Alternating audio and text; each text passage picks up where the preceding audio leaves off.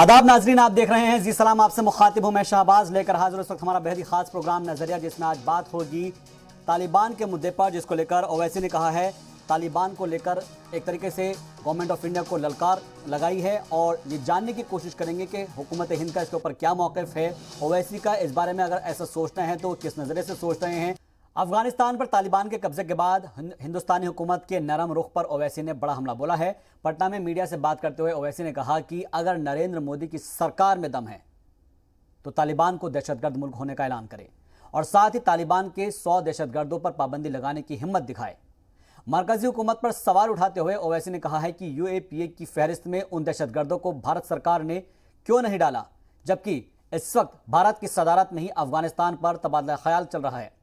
हालांकि यह मसला अब आलमी सतह पर चर्चा का सबब बना हुआ है, लेकिन एक तरफ जहां दहशतगर्दी पर भारत का रुख है तो वहीं दूसरी जानिब अफगानिस्तान में मुल्क काफ़ी खर्च कर उससे नज़दीकियां बरकरार रखने का चैलेंज है। इस खास मौजू पर, इसी मुद्दे पर बात करने के लिए हमारे साथ तमाम खास मेहमान जुड़ेंगे, जिनसे उनका नज़रिया जानने की कोशिश करेंगे। लेकिन उससे पहले सुनते हैं तालिबान पर ओवैसी की ललकार।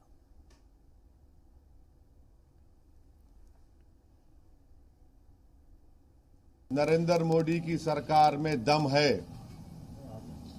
तो वो तालिबान को टेररिस्ट घोषित करे, अनलॉफुल एक्टिविटीज प्रिवेंशन एक्ट में उनको शामिल करे और ये साफ देश को बता दे नरेंद्र मोदी की सरकार के भारत यूनाइटेड नेशन की सैंक्शन कमेटी का चेयरमैन है और भारत ये तमाम तालिबान के 100 लीडर्स को डिलिस्ट नहीं करेगा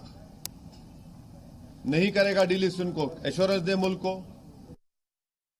तो सुना आपने, असदुद्दीन ओवैसी को एश्योरेंस चाहते हैं वो हुकूमत हिंद से, और इसको समझने की ज़रूरत हमें इसलिए भी है क्योंकि जो मौक़िफ़ है वो जानना इसलिए ज़रूरी हो जाता है कि बहुत सारे लोगों के जहन में इस बात को लेकर ख़दशा है कि हुकूमत हिंद की नज़र में अफ़गानिस्तान और तालिबान का क्या रुख है। ये जानने की हम कोशिश करेंगे, तमाम एक्सपर्ट्स से उनका नज़रिया समझने की कोशिश करेंगे और ये जानने की भी कोशिश करेंगे कि आखिर तालिबान से अब कैसे डील किया जाएगा और अफ़गानिस्तान में जो हिंदुस्तान के खर्चे पर काम हो रहे हैं, क्या वो काम इसी तरीके से चलते रहेंगे और आने वाले वक्त में हुकूमत हिंद की पॉलिसी क्या हो सकती है, ये भी समझना बेहद दिलचस्प होगा। क्योंकि अफ़गानिस्तान बहरान पर वज़ीर ख़ारजा एस जयशंकर कह चुके हैं कि हिंदुस्तान पहले ही तरह अफ़गानिस्तान के लोगों के साथ खड़ा है, तो अफ़गानिस्तान के लोगों के साथ ज़रूर हिंदुस्तान खड़ा है और ये भी कहा है कि बिना भेदभाव के पूरी दुनिया उसकी मदद करे, यानी कि मदद करने के लिए भी वज़ीर ख़ारजा ने कहा है। मगर दूसरी तरफ ओवैसी का ये कहना है कि तालिबान के ऊपर अपना मौक़िफ़ साफ करे हुकूमत हिंद। तो ये समझने की हम कोशिश करेंगे कि आखिर ओवैसी के इस बयान को लेकर सियासत कहाँ तक गरमाएगी और क्या उनके इस बयान का मतलब निकाला जाए और क्या वो इसके ज़रिए जो हुकूमत हिंद है उसके ऊपर निशाना साधने की कोशिश कर रहे हैं। ये तमाम चीज़ें जो है वो समझने की कोशिश करेंगे, गेस्ट से हम जानने की कोशिश करेंगे। हमारे साथ 2 खास मेहमान जुड़ रहे हैं और इसके अलावा एक और हमारे साथ खास पैनलिस्ट जुड़ रहे हैं। तीनों का हम एक बार फिर से इस्तकबाल करेंगे। खेमचंद शर्मा जी हमारे साथ जुड़ रहे हैं, स्पोक्स पर्सन है भारतीय जनता पार्टी के, और इसके अलावा राहुल लाल जी है सीनियर जर्नलिस्ट, आपका बहुत बहुत इस्तकबाल करते हैं। इसके अलावा प्रोफेसर विवेक सिंह हमारे साथ पॉलिटिकल एनालिस्ट जुड़ गए हैं। आप तीनों का बहुत बहुत इस्तकबाल है जी सलाम पर। सबसे पहले खेमचंद जी, सीधा सवाल आपसे ही है क्योंकि सरकार आपकी है और सरकार का मौक़िफ़ जानने की कोशिश कर रहे हैं। बार बार ये कह रहे हैं असदुद्दीन ओवैसी कि सरकार अपना स्टैंड क्लियर करे और बताए कि तालिबान के बारे में सरकार क्या सोचती है, अफगानिस्तान को लेकर क्या सोचती है, और जो तमाम दहशतगर्द है जो कि तालिबान के दहशतगर्द हैं उनके ऊपर यूएपीए के तहत उनके खिलाफ एक तरीके से ब्लैक लिस्टेड उनको क्यों नहीं किया जाता। सर्वप्रथम मैं अपनी बात, आज राधाष्टमी का पावन पर्व है, राधाष्टमी के पावन पर्व की पूरे देशवासियों को बहुत बधाई देता हूँ, बहुत शुभकामनाएं देता हूँ। देखिए, तालिबान पे भारत का रुख बिल्कुल साफ है। तालिबान के बारे में बात करने के लिए भारत के साथ विश्व की जो बड़ी बड़ी शक्तियां हैं, चाहे रशिया हो, अमेरिका हो, यूरोप हो, सबके साथ भारत की चर्चा पर चर्चा चल रही है और हमें तालिबान को हमें आतंकी डिक्लेयर करने की हमें जरूरत नहीं। हम तो ऑलरेडी, हमारे जो स्टैंड है पूरा विश्व जानता है और जो विश्व की शक्तियां, इवन यूएन ने भी तालिबान के बहुत सारे लोगों को आतंकवादियों की उनकी लिस्ट है उसमें शामिल किया हुआ है। लेकिन वर्तमान परिस्थितियों में तालिबान वहां पे सरकार बनाए हुए है और किस तरीके से वो अफगानिस्तान को आगे चलाए, वो एक्सपेक्टेशन भी भारत के नेतृत्व में यूएन में साफ कर दी गई है कि तालिबान सरकार चलाता है तो तालिबान की जो जमीन है वो आतंकवादियों का अड्डा नहीं बनना चाहिए और किसी भी दूसरे देश के खिलाफ वहां पे जो गतिविधियां हैं उनको अलाउ नहीं होना चाहिए। और जो महिलाओं के अधिकार हैं, वहां पे जो उनके नागरिकों के अधिकार हैं, उनका हनन नहीं होना चाहिए। अगर ये सारी चीजें तालिबान की सरकार मानती है, उसके साथ चलती है, तो भारत का जो रुख है, जो भारत का जो सहयोग है, उसी के आधार पे तय होगा। और जो विश्व की सारी शक्तियां हैं, वो भारत के साथ खड़ी थी, और भारत का जो रुख था, भारत का जो ओपिनियन था, उसका उन्होंने साथ दिया, और यूएन में ये स्ट्रॉन्ग रेजोल्यूशन पास हुआ। और मेरे को पूरी उम्मीद है कि आने वाला जो कॉपरेशन होगा, आने वाला जो भी सहयोग अफगानिस्तान को मिलने वाला है, वो यूएन की जो डायरेक्शन है, यूएन का जो रेजोल्यूशन है, उसके आधार पे ही अफगानिस्तान की नई सरकार को वहां पे सहयोग मिलेगा, और उसी के आधार पे फ्यूचर में काम होगा। ठीक है राहुल लाल जी, आपका इसके ऊपर क्या कहना है, आपका क्या मौक़िफ़ है? क्योंकि ओवैसी सीधे तौर पर ललकार रहे हैं वज़ीर आज़म नरेंद्र मोदी की सरकार को और कह रहे हैं भारत सरकार से कि आप डिक्लेयर करें कि तालिबान दहशतगर्द है या नहीं है। देखिए, मैं ओवैसी को लेके प्राय उनकी बातों से मैं सहमत नहीं होता हूँ, लेकिन उनके इस मामले पर आंशिक रूप से सहमत हूँ।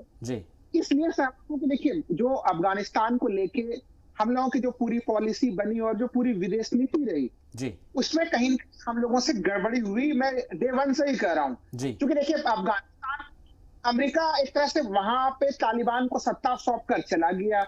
चीन रूस समर्थन में बैठे हुए हैं। अभी जो खेमचंद शर्मा जी कह रहे थे कि देखिए, यूएन में एक रिजोल्यूशन पारित हुआ था, लेकिन उसमें चीन और रूस दोनों अनुपस्थित रहे थे। ये अच्छी चीज रही कि वो वीटो लगा सकते थे, उन्होंने वीटो नहीं लगाया। तो अभी एक तरह से यहाँ पे रूस के भी जो है कि वहां के जो उसके सुरक्षा परिषद के अस्थायी सचिव हैं, वो भी भारत आए हुए थे। अमेरिका के भी जो है कि जो खुफिया इंटेलिजेंस के हेड है, वो भारत आए हुए थे। हम लोग ये तमाम वार्तालाप कर रहे हैं, लेकिन सबसे बड़ी बात यह है कि भारत के साथ की आतंकवाद और संवाद हम लोग साथ साथ नहीं करते। देखिए, मैं इन संभावनाओं पे तो कोई मैं विश्वास नहीं करता कि वो बदल गया है। भारत कुछ शर्त रखे और तालिबान जो है कि वो बदल जाएगा, वो मानवाधिकारों की रक्षा करेगा, वो अफगानिस्तान के लोगों की सुरक्षा करेगा। वो हम लोगों को हमेशा ध्यान रखना पड़ेगा कि वो एक मानवीय चेहरा लेके जो पूरे दुनिया को जो विश्वास भरोसा दिलाने का प्रयास कर रहा है, वो केवल एक तरह से दिखाने के लिए है। वो तब तक के लिए जब तक कि दुनिया के देश उसे मान्यता ना ले दे। देखिए, इस बार उसको देशों ने खुलेआम उसे मान्यता नहीं दिया है, लेकिन हम लोगों ने देखा है कि चीन और रूस कम से कम जो दो बड़ी महाशक्ति हैं, उन लोगों ने किस तरह से समर्थन किया है। चीन एक तरह से उन्हें आर्थिक फंड भी उपलब्ध करा रहा है। हालांकि देखिए, अंतर्राष्ट्रीय स्तर पे वर्ल्ड बैंक और आईएमएफ, इन सब संस्थाओं की तरफ से भी उनके ऊपर प्रतिबंध लगा हुआ है, लेकिन तालिबान 1 के तुलना में तालिबान 2 मजबूत हुआ है। और इसमें हम लोगों की जो भूमिका थी, यानी कि जो अफगानिस्तान के इस प्रोसेस में अमेरिका ने जिस तरह से भारत रखा था, तो उस तरह से हमारे फॉरेन पॉलिसी में गड़बड़ी आ रही थी। इसलिए अब हम लोगों को एक स्वतंत्र सोच के साथ चलना होगा और नेशनल इंटरेस्ट विदेश नीति बनानी पड़ेगी। ठीक है, ये बहुत अहम आपने बात कही है। मैं आपके पास फिर से लौटूंगा। प्रोफेसर विवेक, आप क्या सोचते हैं इस बारे में? जो फॉरेन पॉलिसी है, उसमें क्या तब्दीलियां हो सकती है या फिर होनी चाहिए, और इसके नजरिए से आपका क्या कहना है कि क्या वाकई में बहुत जल्दी हमें जल्दबाजी इसके अंदर नहीं करनी चाहिए, क्योंकि अभी हमारी वेट एंड वॉच की पॉलिसी चल रही है? देखिए, फॉरेन पॉलिसी में हमें एक जो बोलते हैं कि आपको एक बना के रखना पड़ेगा। आपका डिप्लोमेटिक प्रोसेस में कुछ खास नहीं होता है, सब देख के होता है कि सिचुएशन कैसी है, उसके अकॉर्डिंगली आपको फैसले लेने होते हैं। जहां तक ओवैसी की बात करें कि अफगानिस्तान में जो तालिबान आया है, उसके वजह से चीन और पाकिस्तान मजबूत होंगे, ये तो सही बात है। ये तो हम लोग डे वन से कह रहे हैं कि चीन और पाकिस्तान वहां मजबूत होंगे। भारत के लिए कहीं ना कहीं एक सुरक्षा के दृष्टिकोण से एक चिंतित होने का एक विषय है। लेकिन जो उनका ये कहना है कि प्रधानमंत्री मोदी जो है वो तालिबान को आतंकी घोषित करें, आतंकी देश या उस संगठन को आतंकी घोषित करें, तो देखिए, भारत का स्टैंड बिल्कुल क्लियर है और पूरी दुनिया को पता है कि भारत का स्टैंड क्या है। सबसे ज्यादा आतंकवाद से आखिर पीड़ित तो हम ही रहे हैं ना, तो पूरी दुनिया को पता है कि भारत अफगानिस्तान में जो तालिबान का शासन है उसके बारे में क्या सोचता है। जब पूरी दुनिया को पता है कि भारत क्या सोचता है, तो उस विषय में भारत को स्पष्ट करने की आवश्यकता क्या है? तो मैं नहीं मानता कि कोई आवश्यकता है भारत को कुछ करने की, और आतंकवादी संगठन घोषित करने की कोई आवश्यकता नहीं है, क्योंकि ऑलरेडी सबको पता है कि भारत क्या सोचता है ऐसे संगठनों के बारे में। रही बात भारत ने, देखिए, आज तक तालिबान को क्या मान्यता दिया है, नहीं दिया है, तो फिर किस आधार पर बात किया जा रहा है कि भारत का स्टैंड क्या होगा? भारत का स्टैंड बिल्कुल क्लियर है, और घोषित करना घोषित न करना दोनों बराबर है, तो घोषित करने का कोई औचित्य नहीं है, कोई प्रश्न नहीं है। रही बात भारत ने बिल्कुल स्पष्ट किया है कि अफगानिस्तान की भूमि से पड़ोसी देशों के प्रति कोई भी आतंकवादी कार्रवाई नहीं होनी चाहिए, उस अफगानिस्तान की जमीन का इस्तेमाल नहीं होना चाहिए। एक बात मैं लास्ट में कहूंगा, महिला सम्मान वहां होना चाहिए। इन सब बातों को तालिबान ने दोहराया है और माना है। एक बात मैं और बोलूंगा, राहुल लाल जी ने कहा कि चीन और रूस अनुपस्थित रहे, वो चाहते तो वेटो पावर लगा सकते थे। अब देखिए सिक्योरिटी काउंसिल में कौन सा देश क्या करता है वो उस देश की समस्या है, इससे भारत का कोई लेना देना नहीं है। और यहाँ पे जो यहाँ पे जो बातें की जा रही है ओवैसी के द्वारा, उनको यूपी का चुनाव दिख रहा है, उनको अपने चुनावी समीकरणों को साधने के लिए सारा खेल कर रहे हैं। ठीक है, यानी कि आप कह रहे हैं कि उत्तर प्रदेश के अंदर जो चुनाव आ रहे हैं उसको लेकर इस तरह की बयानबाजी बढ़ रही है। मैं आपके पास फिर से लौटूंगा खेमचंद शर्मा जी, क्योंकि ये मानते हैं हम कि उत्तर प्रदेश में चुनाव है, इसके लिए लेकर ये तमाम तरह की बयानबाजी हो रही है, लेकिन सीधे तौर पर वो एक कह रहे हैं कि जो 100 दहशतगर्द है तालिबान के, उनके ऊपर तो एटलीस्ट यूएपीएफ लगा सकते हैं, उनके ऊपर प्रतिबंध तो लगा ही सकते हैं। अगर आप तालिबान को दहशतगर्द घोषित ना भी करो तब भी कम से कम एटलीस्ट उन दहशतगर्दों के ऊपर पाबंदी लगा देनी चाहिए। वही है जो तालिबान जब अफगानिस्तान में सरकार बनाता है, जब तालिबान अफगानिस्तान पे कब्जा करता है तो वो खुशी जाहिर करते हैं और इसको वहां पे वो आजादी की लड़ाई बताते हैं। वहां पे जो महिलाओं पे अत्याचार हो रहा है उसको वो आजादी की लड़ाई बताते हैं। वहां पे माइनॉरिटी का जो सफाया किया गया वो वहां पे उसको आजादी की लड़ाई बताते हैं। वहां पे जो लाखों मुसलमान वहां पे जो भाग रहे हैं, जो रेजिडेंट है वहां के, जो आम नागरिक हैं, वो सैनिक नहीं है, वो वहां से भाग रहे हैं, उसको वो आजादी की लड़ाई बताते हैं। ऐसी मानसिकता वाला व्यक्ति सिर्फ और सिर्फ अपने फायदे के लिए और सिर्फ देश को नुकसान पहुंचाने के लिए ऐसी बयानबाजी कर रहा है। उसको पता है कि ये डिप्लोमेसी का पार्ट है। इस समय इस तरीके की कोई भी चीज जो पब्लिकली या ऑफिशियली करना सही नहीं है, लेकिन वो उसको तूल दे रहे हैं, उसको मीडिया में उठा रहे हैं ताकि उनको फायदा मिल सके, ताकि वो जो एक पर्टिकुलर धर्म की राजनीति करते हैं, डर की राजनीति करते हैं, भय की राजनीति करते हैं, उससे उनको लाभ प्राप्त हो सके। हम सभी जानते हैं भारत का स्टैंड तालिबान के बारे में बिल्कुल साफ है। भारत ने अपना स्टैंड चेंज नहीं किया है और भारत के नेतृत्व में एक स्ट्रॉन्ग रेजोल्यूशन यूएन में पास हुआ है। और आज आप देखिए भारत की ओर पूरा विश्व देख रहा है अफगानिस्तान मैटर पे, चाहे अमेरिका हो चाहे रूस हो। अमेरिका और रूस के अमेरिका का जो आप कह सकते हैं सिक्योरिटी काउंसिल, जो उनके एडवाइजर हैं, वो यहाँ पे आए हुए थे रूस से। और अमेरिका की जो एजेंसी है, उनकी जो सिक्योरिटी टॉप एजेंसी है, उनके हेड भारत में आए हुए थे। ऑस्ट्रेलिया की गवर्नमेंट के हेड, ये चर्चाएं तो चल रही है खेमचंद जी, चर्चाएं तो चल रही है, लेकिन सवाल यहाँ पर ये उठता है कि एक स्टैंड तो कोई क्लियर करना पड़ेगा, क्योंकि बहुत से जगह पर हमने देखा है कि अगर बहुत कुछ लोग अगर सोशल मीडिया पर इस तरह का पोस्ट कर रहे हैं तो उनके ऊपर कई सारे एक्शन भी लिए जा रहे हैं। अगर कोई तालिबान के साथ में कोई तालिबान की हिमायत में कोई पोस्ट कर देता है तो उसके ऊपर एक्शन लिया जा रहा है। क्योंकि अब सवाल ये उठता है कि पुलिस उसके ऊपर कैसे एक्शन लेगी, क्योंकि क्या उनको इसलिए कहा जाएगा उनके ऊपर एफआईआर होगी या फिर उनके खिलाफ मुकदमा दर्ज होगा क्योंकि वो तालिबान का समर्थन कर रहे हैं, क्योंकि अभी तक तो स्टैंड कोई क्लियर है नहीं। देखिए तालिबान की सरकार को विश्व में किसी ने मान्यता नहीं दी ऑफिशियली, इवन पाकिस्तान ने भी ऑफिशियली तालिबान की सरकार को मान्यता नहीं दी है। तो भारत को उस पर स्टैंड क्लियर करने की कोई जरूरत नहीं। यूएन का रेजोल्यूशन आ गया है, उस गाइडलाइन के अनुसार तालिबान को अपने बट तालिबान के खिलाफ, तालिबान की हिमायत में बहुत सारे लोग जो आवाज उठाते हैं, कई बार हमने देखा है, भले ही वो अपने अपने हिसाब से अपनी बात रख रहे हैं, तो क्या उनके ऊपर कार्रवाई सही है फिर? देखिए दो चीजें, एक है तालिबान की सरकार, एक है तालिबान उग्रवादी। इसमें अभी दोनों वर्चुअली डिफरेंशिएशन शुरू हो चुका है। तालिबान सरकार का मतलब वो अपने आप को सॉफ्ट फेस दिखा रहे हैं, मॉडर्न फेस दिखा रहे हैं। वो कह रहे हैं कि हम भाई यूएन की बात को सुनेंगे, हम विश्व की जो बात है उसको सुनेंगे, हम कोशिश करेंगे कि शरिया का जो कानून है उसमें भी कितनी फ्लेक्सिबिलिटी ला सकते हैं। दूसरा तालिबानी आतंकवादी जो महिलाओं पे आज भी वहाँ पे अत्याचार कर रहे हैं, माइनॉरिटीज पे आज भी वहाँ पे अत्याचार कर रहे हैं, वहाँ पे इवन जो मुस्लिम भी रह रहे हैं उन पे भी आज भी अत्याचार कर रहे हैं। किस तरीके से वहाँ पे जो एक वैली, एक स्टेट जो पंजीर वैली है, वहाँ पे किस तरीके से खून खराबा कर रहे हैं, किस तरीके से वो नाजायज तरीके से, वहाँ के लोकल लोग नहीं चाहते कि वो तालिबान पे कब्जा करें, लेकिन उनपे वो नाजायज तरीके से कब्जा करने की कोशिश कर रहे हैं। तो वो जो आतंकवादी हो, जो आतंक फैला रहे हैं, जो गलत काम कर रहे हैं, अगर उनको कोई मेवा मंडित करता है तो उनपे एक्शन लेना कोई गलत बात नहीं। हाँ, एक जो तालिबान की जो ऑफिशियल सरकार या ऑफिशियल उनकी जो स्टेटमेंट आ रही है या उस पर वो जो राय रख रहे हैं, उस पे अगर वो कोई बात रखते हैं तो शायद मेरे को ऐसा लगता है कि पुलिस उन पे ज्यादा कुछ विचार नहीं कर रही है, या ज्यादा कुछ एक्शन लेने की जरूरत नहीं है।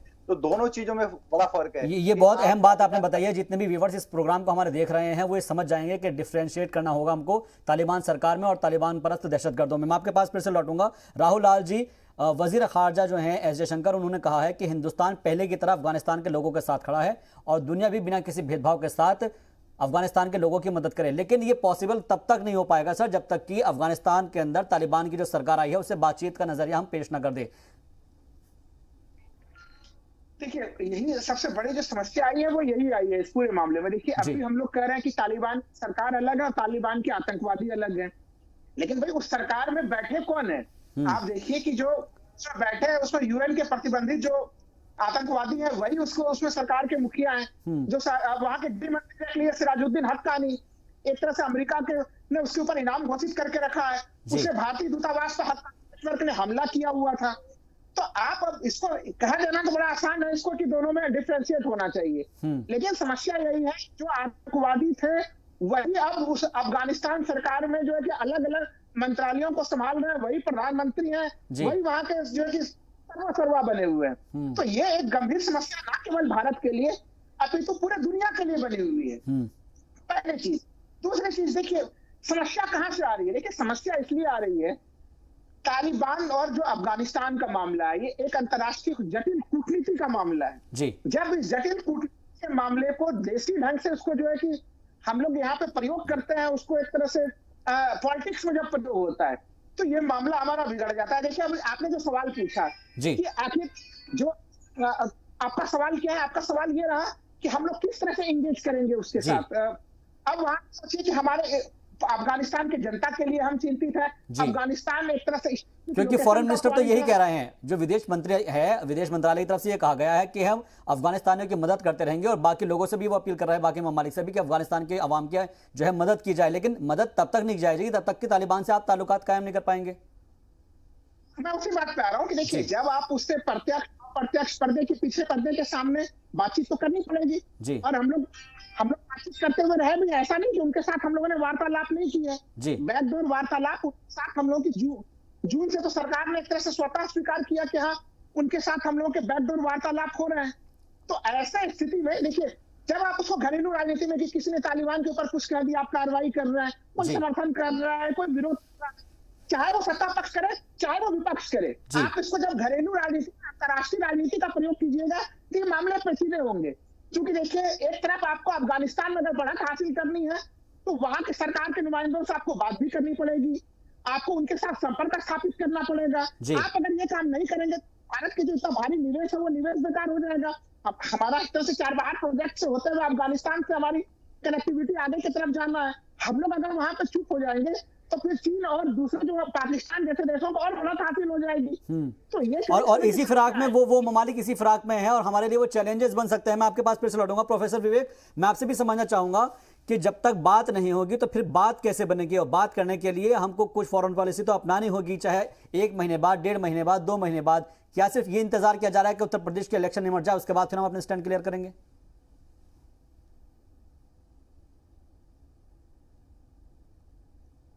प्रोफेसर विवेक जी, आप हमको सुन पा रहे हैं? ये भी खास करके इंटरनेशनल में और कूटनीति में जरूरी नहीं है कि आपको पर्दे के आगे से ही जी। आप मुझे सुन पा रहे हैं? जी सुन पा रहे हैं जी, कंटिन्यू कीजिए जी, कंटिन्यू कीजिए। हेलो, मुझे देखिए पीछे जो भी आपको दिख रहा है जी जी। प्रोफेसर विवेक से हम एक बार फिर से बात करने की कोशिश करेंगे, कुछ टेक्निकल इशू की वजह से उनसे बात नहीं हो पा रही है और उनका नजरिया भी समझने की कोशिश करेंगे। खेमचंद जी हमारे साथ लगातार जुड़े हुए हैं, उनसे भी समझने की कोशिश करते हैं क्योंकि वो बीजेपी के स्पोक्स पर्सन के तौर पर हमारे साथ बैठे हुए हैं और खास तौर पर जो ओवैसी ने जो है वो बीजेपी सरकार के ऊपर, मरकजी हुकूमत के ऊपर निशाना साधा और कहा है कि अगर दम है तो ये साबित करें या फिर ये डिक्लेयर करें कि तालिबान दहशतगर्द है और जितने भी जो दहशतगर्द हैं उनको जो है दहशतगर्दों की फहरिस्त में डालें और उनको यूएपीए की लिस्ट के अंदर डालें। खेमचंद जी, मेरा सवाल इसलिए भी ज़्यादा अहम हो जाता है क्योंकि हमको अफगानिस्तान के उन तमाम आवाम की मदद करनी है जो कि इस वक्त परेशान हाल है। हर कोई उनकी मदद करने को तैयार है, लेकिन सवाल यही है कि आखिर बात जब बनेगी तो तभी तो बात हो पाएगी, क्योंकि जाहिर तौर पर जब तक आप किसी से एक तरीके से डायलॉग नहीं करेंगे तब तक आप अफगानिस्तान के लोगों की मदद कैसे कर पाएंगे। और हमारे तो कई सारे प्रोजेक्ट्स भी चल रहे हैं वहां पर। 2 चीजें, मदद का मतलब ह्यूमैनिटेरियन मदद।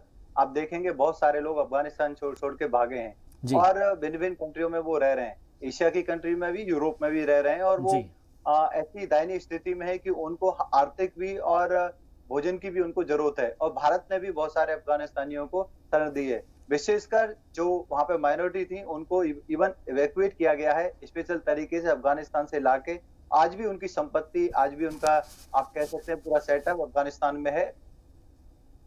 जी कहता है साथ लड़े, इसका मतलब जो अफगानिस्तान में रह रहे हैं से आप चले गए हैं। ठीक है, मैं आप लोगों के पास आऊंगा, लेकिन फिलहाल जिस तरीके से ये चर्चा चल रही है हम नज़रिया जानने की कोशिश कर रहे हैं। राहुल लाल जी भी हमारे साथ जुड़े हुए हैं, उनसे भी समझने की कोशिश हम लगातार कर रहे हैं, क्योंकि वो इस मामले को लेकर काफ़ी ज़्यादा हमसे बात कर चुके हैं, अपना नज़रिया रख चुके हैं। राहुल लाल जी, सवाल यहाँ पर ये उठ रहा है कि जो आपने बात कही वो बहुत अहम मौजू है कि जब आप इंटरनेशनल पॉलिटिक्स को अपने घरेलू पॉलिटिक्स के अंदर लेकर आएंगे तो फिर उसके बाद फिर बात बढ़ेगी, और इसलिए जो है जो आपके मुखालफिन है उसको लेकर सवाल पैदा करेंगे। क्योंकि जिस तरीके से ओवैसी जिस तरीके की सियासत करते हैं, पॉलिटिक्स करते हैं, उन्होंने सीधे तौर पर ये कहा है कि गवर्नमेंट ऑफ इंडिया को ये डिक्लेयर करना चाहिए, और हमें मालूम है कि वो डिक्लेयर करवाना क्यों चाहते हैं, क्योंकि उससे क्लियर हो जाएगा कि आप किसके साथ है, किसके खिलाफ हैं, और फिर उसी के हिसाब से वो अपना बयान भी देंगे। देखिए, वही मैं कह रहा हूं कि देखिए, जब लगातार सत्तारूढ़ को ये कह रहे हैं कि नहीं, इन्होंने एक्स ने तालिबान का समर्थन कर दिया, वाई तालिबानी है, जेड तालिबानी है, तो फिर तब तो उनके तरफ से पूछा जाएगा कि तालिबान एक देश है, सरकार है, आतंकवादी संगठन है, भारत सरकार क्या मानती है जी। इसलिए मैं कह रहा हूं सत्तारूढ़ पक्ष हो इस मामले को राजनीति से अलग रखना चाहिए। अभी उत्तर प्रदेश की राजनीति आ रही है, हम लोग देख रहे हैं कि इशारों में बीजेपी के लोग भी हमला कर रहे हैं लगातार तालिबान के नाम पे, तो कई बार सीधे सीधे जो है कि पूरे अल्पसंख्यकों के ऊपर हमला कर दिया जा रहा है। देखिए, मुख्य चीज क्या है, भारत की कोई जनता तो तालिबान से बात नहीं कर रही, उनका तालिबान से कोई संबंध नहीं, चाहे तालिबान को लेकर जो भी अपने तर्क प्रस्तुत कर रहे हैं, सरकार तो तालिबान से बात कर रही है। तो इसलिए ये सवाल पेचीदा इसलिए हो रहा है कि आप इसको नेशनल पॉलिटिक्स, बिल्कुल आप नेशनल पॉलिटिक्स के अंदर लेकर आ रहे हैं, जबकि ये इंटरनेशनल मामला है, और इसीलिए ये सवाल पैदा हो रहे हैं, और इसलिए जो ओवैसी जी जो है सवाल कर रहे हैं। मैं आपके पास आऊंगा प्रोफेसर विवेक, यही सवाल आपसे भी समझने की कोशिश करूंगा। जब इंटरनेशनल मामले को आप घर की लड़ाई के अंदर लेकर आएंगे तो फिर घर की जो लड़ाई है, घर के जो लोग हैं वो इसको लेकर सवाल जरूर करेंगे कि भाई आप स्टैंड कीजिए, स्टैंड क्लियर कीजिए। तो ये तो सवाल लाजमी हो जाता है ना फिर असदुद्दीन ओवैसी की तरफ से। देखिए, जी जी बिल्कुल आपका बात कहना सही है। खास करके जो अंतरराष्ट्रीय मामले होते हैं और उसकी एक अपनी कूटनीतिक पहल होती है, ऐसे अंतरराष्ट्रीय मामलों को देश की राजनीति में लाना बिल्कुल मैं उसको उचित नहीं समझता हूँ। इससे देश का नुकसान होता है। रही बात जो अभी बात चल रही थी, अभी बात कहा गया कि तालिबान के ऊपर हमारा स्टैंड क्या है। देखिए, स्टैंड तब लिया जाता है जब स्टैंड आपका पता ना हो। जब आपका स्टैंड पूरी दुनिया को पता है तो फिर उस पर स्टैंड लेने का क्या मतलब है। एक बात मैं और कहना चाहूंगा कि रही बात आप हम लोग भी डिस्कस कर रहे थे कि बैकडोर जो खास करके अंतरराष्ट्रीय जो कूटनीति होती है उसमें हम हर समय दिखते नहीं कि हम बातचीत कर रहे हैं। हम बातचीत होती रहती है, बट हमको बैक चैनल से बातचीत होती रहती है। भारत ने बातचीत किया है, भारत बातचीत करता रहेगा, और यह एक मजबूरी भी है, क्योंकि एक कट सत्य यह है कि आज अफगानिस्तान में सरकार तालिबान की है, आपको उनसे बात करना ही पड़ेगा, क्योंकि आपका इन्वेस्टमेंट है। दूसरी बात, एक मैं बहुत इंपॉर्टेंट बात कहना चाहूंगा, खास करके जो ओवैसी के संबंध में हम लोग बात कर रहे हैं। डिप्लोमेसी का अपना तकाजा होता है और यहाँ पे कुछ क्लियर नहीं किया जाता है। वही अच्छी डिप्लोमेसी होती है जहाँ पे आप बातों को क्लियर न करें, क्योंकि आपके अपने इंटरेस्ट है। रही बात सरकार जो है आज तालिबान की है, तो उनसे आपको बातचीत करना पड़ेगा। रही बात जो अभी अदरगल जो बयानबाजी दिया जा रहा है, खास करके चुनावी वोट बैंक को साधने के लिए या फिर अपने चुनावी गणित को सुधारने के लिए जो वैसे जो काम कर रहे हैं वो उनको 100 चीजें दिख रही हैं, लेकिन देश को उनको नुकसान नहीं दिख रहा है। और एक बात मैं क्लियर कर दूं, क्योंकि मैं एक राजनीतिक विश्लेषक हूँ, उत्तर प्रदेश की जनता अलग है, वहां के मुद्दे अलग है, और ओवैसी जो करना चाहते हैं बिल्कुल उसमें कामयाब नहीं होंगे। और उनको एक ठीक है, इसी मुद्दे से मैं आगे बढ़ूंगा ब्रेक के बाद, और समझने की कोशिश करूंगा खेमचंद जी से कि खास तौर पर अगर हम देखते हैं कि अगर इस तरह की पॉलिटिक्स हो रही है तो ओवैसी जैसी शख्सियत अगर पॉलिटिक्स कर रही हैं तो क्या हिंदुस्तान सरकार को इसके ऊपर स्टैंड अपना क्लियर कर देना चाहिए ताकि ये पॉलिटिक्स ही खत्म हो जाए, या फिर उत्तर प्रदेश चुनाव के लिए मुद्दा बचा कर रखा जाएगा। हेमचंद जी, मैं आपसे समझना चाहूंगा कि अगर इस बात को लेकर यह कहा जा रहा है कि ओवैसी अपनी पॉलिटिक्स चमकाने के लिए या फिर उत्तर प्रदेश की राजनीति को मद्देनजर रखते हुए इस तरह की बयानबाजी कर रहे हैं, तो सवाल तो उन तमाम बीजेपी लीडरान के ऊपर भी ये उठेगा कि वो भी ये कह रहे हैं कि देखिएगा, अगर आप हमको वोट नहीं करेंगे या फिर आप अगर इस तरह के ऐसे लोगों को वोट करेंगे तो फिर तालिबान जैसी शख्सियत यहां पर पैदा होगी। तो तालिबान का तो जिक्र आपकी रैलियों के अंदर भी हो रहा है, तो जो ओवैसी की तरफ से बयानात हो रहे हैं वो चाहे वो अगेंस्ट हो रहे हो तो प्रो आपकी तरफ से भी हो रहे हैं।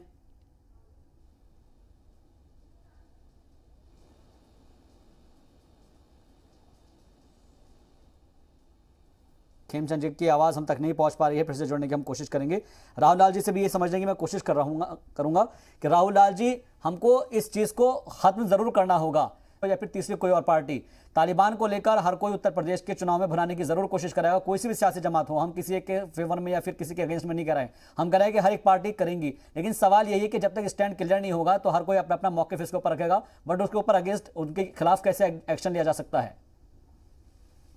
देखिए, यही बड़ी गंभीर समस्या है यहाँ पे। अगर सबसे पहले से देख रहा हूँ कि सत्तारूढ़ भारतीय जनता पार्टी के वरिष्ठ अलग अलग नेता कहीं न कहीं किसी न किसी बहाने से लगातार ये हमले कर रहे हैं। जब वो हमले करते हैं, उनको लगता है कि इसके माध्यम से पोलराइजेशन होगा और हमें अच्छा खासा लाभ मिलेगा, तो फिर दूसरे लोग भी आ जाते हैं, वो भी अपनी दावेदारी ठोक दे रहा है, वो अलग ढंग से इसका राजनीतिक लाभ लेना चाह रहे हैं। जबकि हमें यह समझना चाहिए कि मामला कितना जटिल मामला है। अफगानिस्तान एक तरह से जब कोल्ड वार का समय हो रहा था, उसी समय से वो महाशक्तियों के लिए प्रयोग की भूमि बना हुआ है। तो वो महाशक्तियां एक तरह से सोचिए कि हम लोग को साउथ एशिया को सीधे सीधे एक तरह से मध्य पूर्व से जोड़ने वाला, सीधे सीधे गल्फ कंट्री से जोड़ने वाला पूरा वो महत्वपूर्ण घटक है। तो वो जो उसकी जो सामरिक स्थिति है, यही कारण है कि आज कभी वहां पे अमेरिका आ रहा है, कभी सोवियत संघ आ रहा है, कभी तालिबान 1 आ रहा है, कभी तालिबान 2 आ रहा है।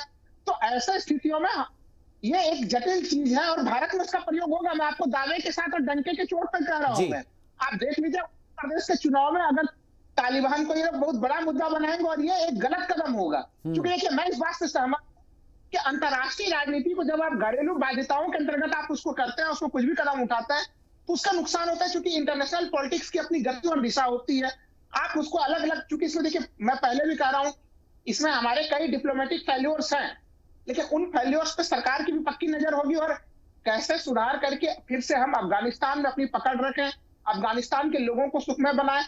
और वो जो स्ट्रेटेजिक लोकेशन है, उसके ऊपर भारत का भी पूरा नजर होना चाहिए उस चीज के ऊपर, क्योंकि अब तालिबान के खतरे एक नहीं है, तालिबान एक खतरे 1000 है। तो ये एक सिचुएशन है।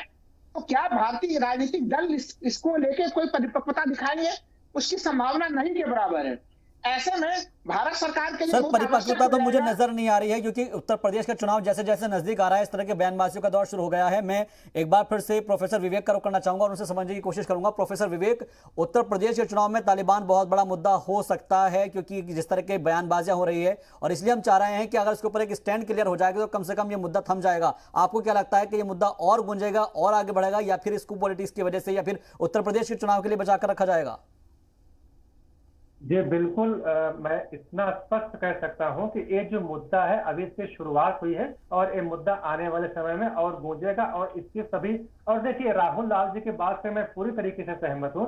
खास करके जो हमारे देश के जो राजनीतिक दल हो, कोई भी पार्टी हो, सबकी मैं बात कर रहा हूँ, थोड़ा सी सावधानी बरतनी चाहिए। और आप देखिए, देश के अंदर के अंदरूनी जो भी मामले हैं, उस पर आप उसकी आवाज उठाइए, उस पर आप राजनीतिक अपनी पहल भी कर सकते हैं। लेकिन वैसे मामले जो देश के बाहर के मामले हैं, जो उससे कूटनीतिक जुड़ी हुई, जिसमें अभी राहुल लाल ने बताया कि उसको हम डिस्कस भी नहीं कर सकते, ओपन कहीं जगह पे फेलियर भी हुआ है, तो ऐसे मामलों को जो कि बहुत बेहद संजीदा है, और ऐसे मामलों को खास करके हमें नहीं उठाना चाहिए। जो देश के बाहर के जो भी बातें हैं, उसको देश के अंदरूनी राजनीति में इस्तेमाल नहीं करना चाहिए। लेकिन यह बड़ा दुर्भाग्य की बात है कि भारत देश में ऐसा होगा नहीं। उत्तर प्रदेश का चुनाव है, और चाहे जिस दल के लोग हों, एक से एक बयान बहादुर आएंगे और बड़ा बड़ा बयान देंगे, और उनको समझना चाहिए कि इससे देश की छवि को और देश के नुकसान होता है। हम ये सब बात अंदरूनी राजनीति में तो कर सकते हैं, लेकिन इंटरनेशनल लेवल पे हम इन सब चीजों को उठाना देश के हित में नहीं है। रही बात, एक मैं बता रहा हूँ जी, लेकिन ऐसा हमें बिल्कुल नहीं लग रहा है। जो आपने बोला है बिल्कुल सही आपने बोला है। अभी शुरुआत हुई है ओवैसी जी के द्वारा, अभी आप देखिएगा आने वाले ऐसे बयान देखने को मिलेंगे। ठीक है सर, मैं आपके पास फिर से लौटूंगा। खेमचंद शर्मा जी के पास रुक करते हैं, उनका ऑडियो मेरे ख्याल से ठीक हो गया है, उनसे समझने की मैं कोशिश कर रहा था। खेमचंद जी, देखिए, शुरुआत आपको अपने घर से करनी होगी। अगर आप ये कह रहे हैं कि ओवैसी की तरफ से कि इस तरह की बयानबाजी हो रही है और इसको जो है मुद्दा बनाया जा रहा है, जबकि हमारा इसके ऊपर बहुत गौर खौज और संजीदगी से काम लेने की जरूरत है तालिबान को लेकर, तो आपकी पार्टी के भी कुछ नेताओं को ये नसीहत देनी चाहिए कि भारतीय जनता पार्टी के कुछ लोग भी तालिबान को लेकर बयानबाजी ना करें, क्योंकि जब कोई एक्शन होता है उसी का रिएक्शन होता है। देखिए, दो चीजें, एक तालिबानी सोच की निंदा करना, भर्त्सना करना, उसका ग्लोरिफिकेशन ना करना, ये हम सभी भारतीयों की ड्यूटी है। क्योंकि तालिबान की सोच और तालिबान का जो तरीका है, वो किसी के लिए भी अच्छा नहीं है। अगर कोई तालिबानी सोच को ग्लोरीफाई करता है, उसकी बड़ाई करता है, उसका साथ देता है, तो उसकी भर्त्सना करना भी जरूरी है, इस सोच की निंदा करना भी जरूरी है। बट सर उनका मौकिफ जो है ना खेमचंद जी, उनका मौकिफ ये है, उनका इसके ऊपर रिप्लाई ये है, अगर आप कह रहे हैं उनका रिप्लाई ये है कि हिंदुस्तान सरकार ने तो उसको दहशतगर्द करार नहीं दिया है, तो इसलिए हम तो कुछ भी कहेंगे। मैं आ रहा हूँ, उसी पे आ रहा हूँ। दो चीजें, एक तालिबानी सोच जो भारत में ना पनपे, कोई भी व्यक्ति अगर साथ दे रहा है तो उसकी निंदा करना, भर्त्सना करना, उसको समझाना, उसको बताना कि ऐसी चीज को हमारे भारत में बढ़ावा नहीं देना। जी अनफॉर्चुनेटली एक बार फिर से हमारे साथ डिस्कनेक्ट हो गए हैं खेमचंद जी। आजकल टेक्निकल इश्यूज बहुत ज़्यादा आ रही हैं और जो नेटवर्क प्रॉब्लम की वजह से इस तरह के हमारे जो गेस्ट हैं उनको दिक्कत का सामना करना पड़ रहा है। एक बार फिर से हमारे साथ जुड़ चुके हैं खेमचंद जी, अपनी बात मुकम्मल कर सकते हैं आप। हाँ, तो मेरा कहने का मतलब है कि हमें ये समझाना है कि भाई तालिबानी सोच को भारत में नहीं हमें आने देना है। अगर आप साथ दे रहे हो तो गलत कर रहे हो और आप पे कार्रवाई होगी और आपकी सोच को कोई भी इसको अप्रिशिएट नहीं करेगा। दूसरी बात, अफगानिस्तान की जो वर्तमान स्थिति है उसमें भारत और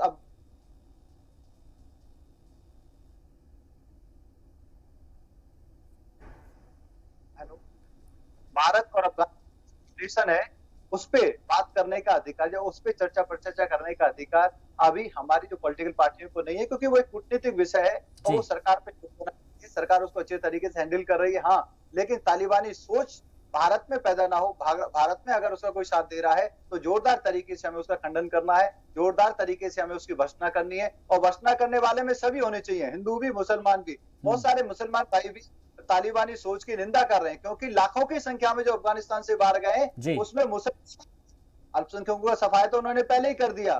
कुछ अल्पसंख्यक थे, उनको भारत जैसे देशों ने बट सर ओवैसी का जो सवाल है वो यही तो है ना कि जो दहशतगर्द है एटलीस्ट कम से कम उनको दहशतगर्द की फहरिस्त में डाल दे तो एक स्टैंड हम कम से कम थोड़ा बहुत क्लियर हो जाएगा। देखिए, भारत ने तो पहले अपना स्टैंड क्लियर किया हुआ है। भारत के अनुसार तो भारत ने अपना स्टैंड किया है। लेकिन वही लोग तो सरकार में आके बैठ गए ना खेमचंद जी, वही लोग सरकार में आके बैठ गए। आप कैसे डिफरेंशिएट करें कि वही सरकार के अंदर है, वही दहशतगर्द है? बात समझिए, जब वहां पे कोई है नहीं, सिस्टम तो डेवलप करना पड़ेगा। जिंदा आज अफगानिस्तान में सकता, अगर वहां पे कोई सिस्टम इवॉल्व हो रहा है तो सिस्टम के यूएन ने एक फ्रेमवर्क दे दिया है, आप उस फ्रेमवर्क में अपने आप को सिद्ध करो, प्रूव करो, उसमें फिट बैठो, उसके अनुसार भारत अपना निर्णय बदलेगा, भारत अपना एक्शन। भारत का जो एक्शन, भारत का जो रवैया है, भारत का जो उनके प्रति सोच है वो सबके सामने है। और उसी सोच के अनुसार हमने यूएन में ये अच्छा फ्रेमवर्क, अच्छा रेजोल्यूशन पास कराया। अब आपको इसमें परफॉर्म करके दिखाना है, अब आपको अपने आप को प्रूव करना है अकॉर्डिंगली वो विश्व की शक्ति है। और उसी का परिणाम है आज भारत में विश्व के सारे देश आ रहे हैं, बात कर रहे हैं और भारत को साथ में लेके वो चलना चाहते हैं। ठीक है, ये होना भी चाहिए सर। इंटरनेशनल लेवल पर हम सभी को एक साथ होकर, मुत्तहिद होकर ही आगे बढ़ना चाहिए और इसके अंदर जो है इंटरनल पॉलिटिक्स नहीं होनी चाहिए। राहुल लाल जी, मैं आपसे भी समझना चाहूंगा क्योंकि ये बहुत सेंसिटिव इशू और जिस तरीके से आपने कहा है कि अगर इंटरनेशनल लेवल का मुद्दा अगर आप अपने घर के अंदर सुलझाने की कोशिश करेंगे तो फिर इस तरह के जो बयानात है वो सामने आएंगे। सवाल यह है कि सर क्या आपको लगता है कि चुनाव से पहले, उत्तर प्रदेश के जो चुनाव होने हैं 2022 के फरवरी में, क्या उससे पहले ये मुद्दा सुलझ जाएगा? क्या गवर्नमेंट ऑफ इंडिया इस चीज को क्लियर कर पाएगी? देखिए, मुझे संभावना नहीं लग रहा है। देखिए, खेमचंद शर्मा जी के ही बयान देखिए, वो दो बयान दे रहे हैं जी। एक इंटरनेशनल पॉलिटिक्स के लिए जो बयान दे रहे हैं वो काफी परिपक्व, और मैं उस बयान का समर्थन करता हूं कि कूटनीति के तरीके से चलती है जी। लेकिन फिर जो घरेलू के लिए एक अलग सा जो स्पेस बना रहे हैं वो, तो यहीं पे पैदा होता है कि अभी कोई भी पॉलिटिकल पार्टी इसको पॉलिटिक्स के लिए छोड़ने वाली नहीं है। आप अगर देखिए 140 करोड़ की जनता है, इसमें एक दो अगर कुछ दाएं बाएं कुछ बोल भी रहा है, उससे क्या फर्क पड़ना, उसको नजरअंदाज करना चाहिए पॉलिटिकल पार्टियों को। तो यहाँ पे खेमचंद शर्मा जी, इसलिए मैं उन्हें कह रहा हूँ, कोई दूसरी पार्टी होती तो मैं उन्हें भी यही चीज कहता जो विपक्ष की भी पार्टी होती, लेकिन नहीं, हम तो उसको एक घरेलू मुद्दे में हम यूज करेंगे उसको कि कैसे कोई तालिबानी सोच वाला हो गया। भारत में तालिबानी सोच वाला कोई क्यों होगा? कोई स्टेटमेंट दे ही रहा है, वो पॉलिटिकल फायदे के लिए ही बयान दे रहा है, या किसी को कोई बयान दिलवाया भी जा के चोट पे कह रहा हूं, वो बयान उसका सुमोटो बयान नहीं है, वो जानबूझ के पॉलिटिकल फायदे के लिए किसी पक्ष वाले या विपक्ष वाले किसी को फायदा पहुंचाने के लिए इस तरह का बयान राजनीतिक। ठीक है, इसी ऊपर कुछ खेमचंद जी कहना चाह रहा है। खेमचंद जी, देखिए, यही तो दोनों को दिखाइएगा, खेमचंद जी और राहुल लाल जी को जी। अगर कोई पॉलिटिकल पर्पस से बयान दे रहा है तो हमें उसकी निंदा करनी है, भर्त्सना करनी है, ताकि दूसरे लोग इंकरेज ना हो, दूसरे लोगों को मौका ना मिले, दूसरे लोगों को ये महसूस ना हो कि भाई आप अफगानिस्तान में तालिबान का साथ दे रहे हो या तालिबानी सोच को बढ़ावा देना भारत में चाहते हो, तो आपको लोग प्रशंसा करेंगे, आपके लोग बड़ाई करेंगे। नहीं, उनको पता चलना चाहिए अगर आप ऐसा कर रहे हो तो भारत में आपकी घोर निंदा होगी, भारत में आप आइसोलेट होंगे, भारत में आपको कोई भी पूछेगा नहीं, और ये काम गलत है। क्योंकि लोगों को साफ मैसेज जाना चाहिए, मिक्स मैसेज नहीं जाना चाहिए। तालिबानी सोच खराब है, तालिबान जिस तरीके से सरकार चलाना चाहता है वो गलत है, तालिबान का जो क्रियाकलाप है वो गलत था। अब तालिबान को प्रूव करके दिखाना है कि किस तरीके से जो विश्व की एक्सपेक्टेशन है उसके अनुसार वो आगे बढ़ना चाहते हैं। अगर वो सुधरते हैं, आगे बढ़ते हैं, अच्छा काम करते हैं, महिलाओं को अधिकार देते हैं, माइनॉरिटी को सुरक्षित करते हैं, वहां पे अत्याचार नहीं करते, शरिया को वहां पे नहीं थोपते, जो आज के समय के अनुसार जो वर्किंग कंडीशंस हैं, जो एनवायरमेंट जनता के लिए होनी चाहिए, जो सहयोग जनता के लिए होना चाहिए, अगर वो देते हैं तो विश्व की शक्तियां भी उनको सहयोग करेंगे। ठीक है राहुल लाल जी, बहुत बेबाकी के साथ अपनी बात रखते हैं, वो बहुत अहम बात इसको सुन रहे हैं। राहुल लाल जी, आप इसके ऊपर अगर रिएक्शन देना चाहे तो उसके बाद फिर मैं प्रोफेसर विवेक के पास जाऊंगा। हाँ, इसमें संक्षेप में यही कहूंगा कि देखिए, ये अच्छी बात है कि हम लोग इंतजार कर रहे हैं, लेकिन खतरा खेमचंद शर्मा जी क्या है, ये एक छोटे अवधि के लिए वो आपको एक उदारवादी रूप में दिखेगा पूरी दुनिया को, इसकी पूरी संभावना है कि वो लगातार, क्योंकि उसको अभी दुनिया के देशों का समर्थन चाहिए, वो चाहता है खुल के कि पिछले बार अगर तालिबान 1 को 3 देशों ने समर्थन दिया था, तो इस बार उसको दुनिया के से ज्यादा देशों को खुलेआम उसको मान्यता प्रदान करे। लेकिन मान्यता प्रदान करने जब उसे प्राप्त हो जाएगा तो फिर वो बदलेगा, क्योंकि अभी भी अफगानिस्तान के भीतर से जो रिपोर्ट आ रहे हैं और जो तालिबान दावा कर रहा है दोनों में कहीं पर कोई तालमेल नहीं है। तो ये एक स्थितियां बनी हुई है, उनको मौका देने या नहीं देने वाला कोई बात नहीं, उनका मूल से तो कभी परिवर्तन हो ही नहीं सकता है उसमें। ठीक है, बहुत अहम मौजू आपने बताया है कि जो शख्स जिसकी जैसी प्रवृत्ति है उसके अंदर चेंजेस कब तक होगा ये कोई कुछ नहीं कह सकता है। प्रोफेसर विवेक, क्या आपको भी लगता है कि उत्तर प्रदेश का चुनाव जब तक कंप्लीट हो जाएगा तब तक तालिबान के अंदर कुछ बदलाव हो सकता है? जी देखिए, यहाँ पे 2 पक्ष आ गए हैं, एक तो हमारी राजनीति आ गई है, दूसरा रही बात तालिबान को दिखाना है कि हम अच्छे हो गए, लेकिन देखिए जो जिसकी सोच होती है अंततोगत्तो उसी सोच पे आता है। तो तालिबान भी अभी हमको ठीक हो सकता है कि उसका उदारवादी चेहरा दिख रहा हो, लेकिन लास्ट में वही दिखेगा जिसकी हम लोग कल्पना नहीं कर सकते। सोच जल्दी नहीं बदल सकती है, खास करके एक आतंकवादी संगठन के लोगों की। रही बात, अभी बार बार कहा जा रहा है कि तालिबानी सोच और तालिबान सरकार, हम दोनों को हमें डिफ्रेंशिएट करना पड़ेगा। देखिए, एक जनमानस में तो तालिबान के जो लोग हैं वो तालिबानी सोच के ही लोग हैं, चाहे वो सरकार में हो चाहे सरकार के भी बाहर हो। तो देखिए, एक डिफ्रेंशिएट करना खास करके भारत के लिए और भारत की जनता के लिए इतना आसान नहीं जितना आसान है कह देना। अब देखिए, अब सरकार उसको चलाना है, उसको सोच तो बदलनी ही होगी, और ये तो 100% है कि सोच बिना बदले आप सरकार नहीं चला सकते। रही बात हिंदू मुस्लिम की, तालिबानी सोच जो भी है उससे कोई किसी का लेना देना नहीं है। हाँ, 1-2 लोग ऐसे हैं जो कि अपने राजनीतिक फायदे के लिए, अपने वोट बैंक को साधने के लिए ऐसे अनर्गल बयान दे सकते हैं। भारत के लोगों का, वो किसी भी धर्म के हो, ऐसी बातों को, ऐसे लोगों को कतई समर्थन नहीं कर सकते हैं जो कि तालिबानी सोच के हो। मैंने कहा कि केवल पॉलिटिकल फायदों के लिए, और ये लोग जानबूझ के ऐसा करते हैं, अनजाने में नहीं, क्योंकि इनको पॉलिटिकल गेम करना है, इसके लिए होता है। ठीक है सर, मैं आप प्रोफेसर विवेक, क्योंकि आप देखिए बहुत कम वक्त बाकी है, बहुत कम वक्त बचा है, और इसके अंदर जो उत्तर प्रदेश के जो एक तरीके से चुनाव नजदीक आ रहे हैं उसको लेकर बयानबाजियों का दौर और बढ़ेगा। सवाल यह है कि किसी भी एक एक्शन का रिएक्शन होता है, क्योंकि एक्शन के अंदर यह कहा जा रहा है कि तालिबान के सोच वाले लोग यहां पर आ जाएंगे, या फिर तालिबान के सोच वाले लोगों को हमें आने नहीं देना है और इसलिए आपको हमें जिताना है। इस तरह के जब बयान आते हैं तो दूसरी तरफ से बयान आता है कि तालिबान कौन है, तालिबान का इसके अंदर क्या रोल है, तालिबान क्या दहशतगर्द है, इसको क्लियर करे पहले। तो जब एक एक्शन हो रहा है तभी रिएक्शन हो रहा है, और इसलिए इस तरह की बातें सामने आ रही है। जी जी, बिल्कुल आपका कहना सही है।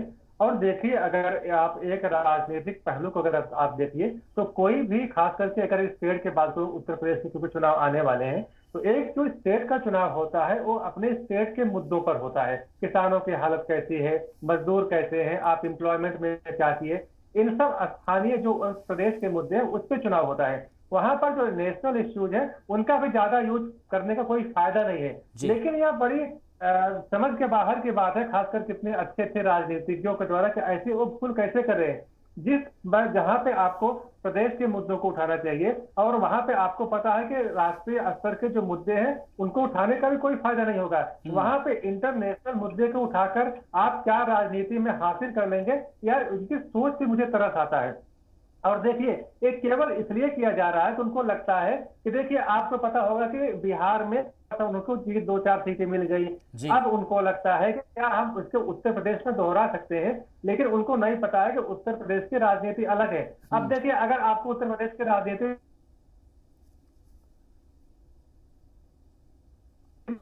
आपको 100 कैंडिडेट तो मिलने चाहिए और उसके लिए आपको उल जुलूल कुछ ऐसा बयान देना पड़ेगा जिससे कि खास करके युवा पीढ़ी, हालांकि मैं ऐसा मानता नहीं हूं, लेकिन इनको लगता है कि युवा पीढ़ी हमारे पास आ जाएगी क्योंकि उनको बिल्कुल युवा पीढ़ी को ये समझना होगा कि आखिर उनको क्या चाहिए होगा। मैं खेमचंद जी के पास आऊं, उससे पहले मैं राहुल लाल जी से समझना चाहूंगा, फिर इसके बाद फिर कंक्लूडिंग रिमार्क चाहूंगा मैं खेमचंद जी से। राहुल लाल जी, फिलहाल मैं आपसे समझने की कोशिश कर रहा हूं कि उत्तर प्रदेश के अंदर बहुत बड़े बड़े मुद्दे हैं, बहुत अहम मौजू है जिसको लेकर सियासत होनी चाहिए, लेकिन तालिबान हो गया, अब्बाजान हो गया, इन सभी पर बात इस वक्त हो रही है। क्या किस हद तक ये जायज़ है? और जब तक ऐसे मुद्दे होंगे तो फिर सियासत का क्या फायदा? फिर तो फिर यही है कि इंटरनेशनल पॉलिटिक्स और नेशनल पॉलिटिक्स चलेगी, स्टेट के मुद्दे गायब हो जाएंगे। बिल्कुल गायब होंगे, लोगों के जनहित के मुद्दे गायब होंगे। देखिए अभी हम लोग क्या देख रहे हैं, माननीय मुख्यमंत्री योगी जी को देखिए, वो अब्बाजान का मुद्दा बनाए हुए हैं। देखिए ओवैसी क्या कर रहा है, ओवैसी कोई उत्तर प्रदेश के कोई बहुत महत्वपूर्ण खिलाड़ी और घटक नहीं है, लेकिन ओवैसी को छोड़ भी दे, लेकिन उत्तर प्रदेश के जो महत्वपूर्ण दूसरे लोग हो, चाहे बीजेपी हो, समाजवादी पार्टी हो, बहुजन समाज पार्टी हो, दूसरे सारे जो घटक दल है, उनमें भी एक तरह से तालिबान का मामला छाया हुआ है। देखिए अगर तालिबान का मामला इसी तरह से छाया हुआ है तो सरकार को एक चीज तो खुल के कह देनी चाहिए कि हाँ तालिबान एक वास्तविकता है, हम उसके साथ वार्तालाप कर रहे हैं, भले हमने उसको मान्यता नहीं दी है। तब तो फिर एक स्टेज आएगा कि उनको ये चीज खुल के ये स्टेज भी कम से कम इनको फिर घरेलू पॉलिटिक्स में बताना पड़ जाएगा। लेकिन मैं अभी भी कहूंगा इंटरनेशनल पॉलिटिक्स और घरेलू पॉलिटिक्स के बीच में एक दीवार होनी चाहिए। हमारा लोकतंत्र उस परिपक्वता के स्तर में पता नहीं कब पहुंचेगा, लेकिन पहुंच जाता है तो वो देश के हित के लिए ज्यादा बेहतर होता है। यहाँ पर देखिए जब आप विपक्षी दलों के ऊपर हमला किया जाएगा, तालिबानी सोच कौन है, वो देखिए विपक्ष के लोग एक्स तालिबानी है, वाई तालिबानी है, तो फिर वो तो कहेंगे कि भाई आपने तभी तक उसको आतंकवादी राष्ट्र घोषित नहीं किया है। बिल्कुल, हम लोग तो छोड़ दीजिए। यही तो आज का मुद्दा है हमारा, यही आज का नजरिया हम समझने की कोशिश कर रहे हैं। खेमचंद जी, आपसे लास्ट कंक्लूडिंग रिमार्क चाहूंगा मैं कि सरकार कब तक इस अपना नजरिया सेट कर देगी कि तालिबान गुड तालिबान है या बैड तालिबान है, या दहशतगर्द है, नहीं दहशतगर्द है, या फिर यूपी के इलेक्शन खत्म होने के बाद जब तक ये यूपी के इलेक्शन खत्म नहीं हो जाते तब तक ये मुद्दा चलता रहेगा? बैड इज बैड ऑलवेज, और हमारी सरकार का जो रुख है बिल्कुल साफ है। तालिबान उग्रवादी संगठन था, गलत तरीके से सत्ता हथियाई है, अत्याचार कर रहा है, आगे क्या करेगा उसके अनुसार हम अपना रुख तय करेंगे। भारत में अगर कोई तालिबानी सोच को एप्रिशिएट करता है, उसको आगे बढ़ाने की कोशिश करता है, उसको भारत में इंप्लीमेंट करने की कोशिश करता है, यहाँ पे शरिया कानून की वकालत करके इस तरीके का कानून इंप्लीमेंट करने की कोशिश करता है या फिर उसकी वकालत करता है, तो उसकी निंदा करना जरूरी है। जब योगी जी कहते हैं अब्बाजान, तो इसका मतलब वो किसी को क्रिटिसाइज नहीं कर रहे, वो उन लोगों को जो तुष्टीकरण की राजनीति करते थे उन पे उन्होंने टीका टिप्पणी करी है कि उस समय सिर्फ एक वर्ग को खुश करने के लिए योजनाएं बनाई जाती थी। आज हर एक व्यक्ति को लाभ पहुंचाया जा रहा है, उसमें हर एक व्यक्ति का मतलब ठीक है, यानी कि आप कह रहे हैं कि आपकी जो सरकार है वो सबका साथ, सबका विकास, सबका विश्वास में बिलीव करती है। बहुत बहुत शुक्रिया हमसे जुड़ने के लिए खेमचंद जी, अपनी बात रखने के लिए। राहुल लाल जी, आपका भी बहुत बहुत शुक्रिया, और प्रोफेसर विवेक आपका भी बहुत बहुत शुक्रिया हमसे जुड़ने के लिए। लेकिन तालिबान पर जो वैसे ने ललकार लगाई है उसका नतीजा क्या होगा ये देखना बेहद दिलचस्प होगा, और साथ ही साथ ये समझने की कोशिश भी हम करते रहेंगे आगे भी नजरिया में कि क्या वाकई में तालिबान का मुद्दा आगे भी उत्तर प्रदेश की सियासत में यूं ही चलता रहेगा। देखते रहिए जी सलाम।